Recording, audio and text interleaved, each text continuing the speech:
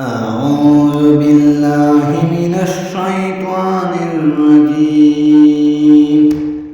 بسم الله الرحمن الرحيم. دعاكم اللهم إنا نستعينك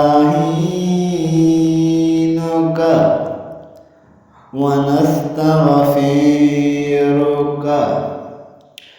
ونؤمن بك ونتوكل عليك ونثني عليك الخير ونشكرك ولا نكفرك ونخلع ونترك من يفجرك.